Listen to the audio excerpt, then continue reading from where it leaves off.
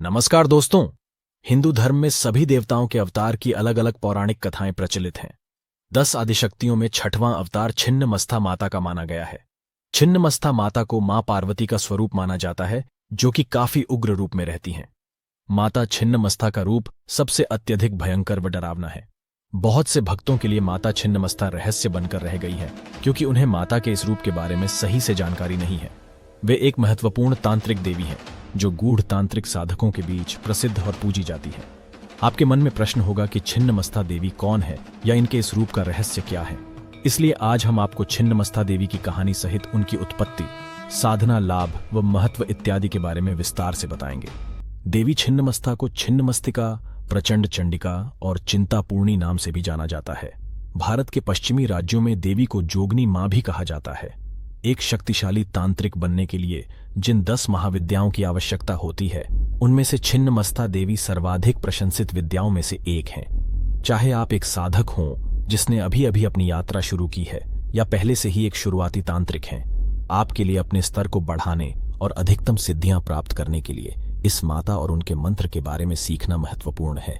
इतनी सारी साधनाएं और सिद्धियां हैं जिन्हें प्राप्त किया जा सकता है कि किसी के लिए सब कुछ जानना लगभग असंभव है। हिंदू संस्कृति एवं धर्म की शाक्त परंपरा में छिन्नमस्ता देवी का अत्यंत महत्वपूर्ण स्थान है। उनके नाम का शाब्दिक अर्थ है कटे हुए सिर वाली। छिन्नमस्ता देवी की कथा। छिन्नमस्ता देवी से जुड़ी कई कहानियां हैं, लेकिन सबसे प्रमुख कहानी नारद पंचरात्र से जुड़ी एक किंवदंती बताती है।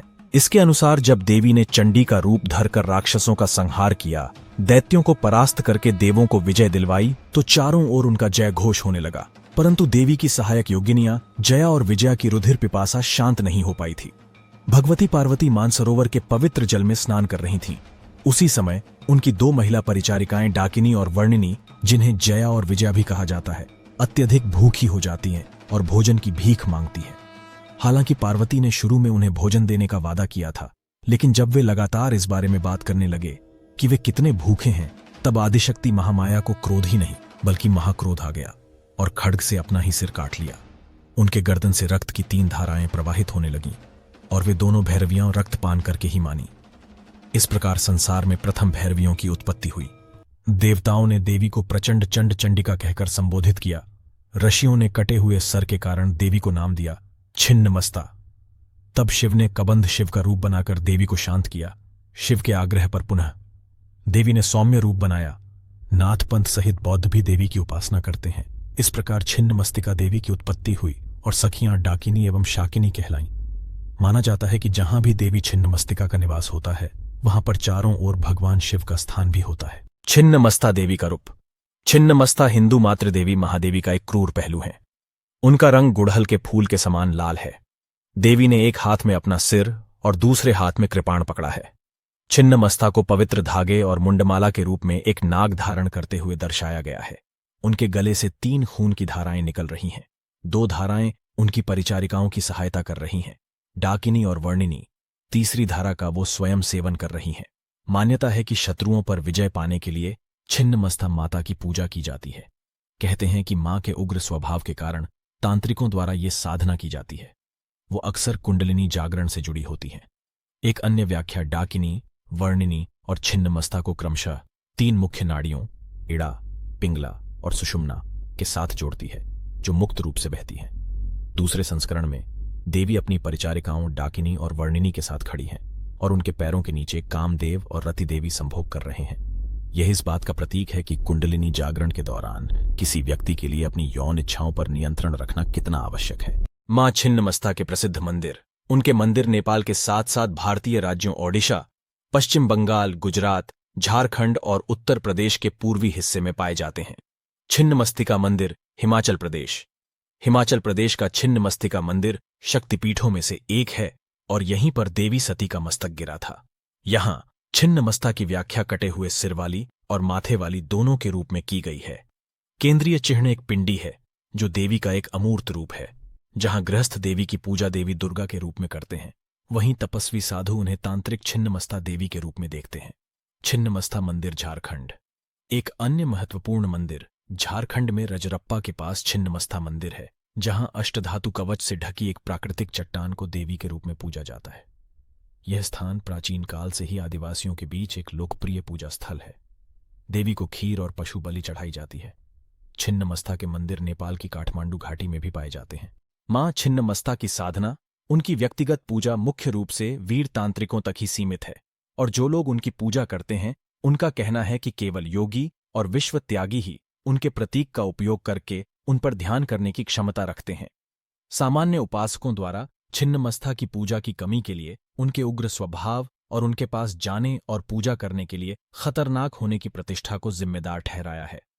छिन्नमस्ता को रक्त पसंद है और इसलिए कुछ मंदिरों में उन्हें रक्त की बलि दी जाती है।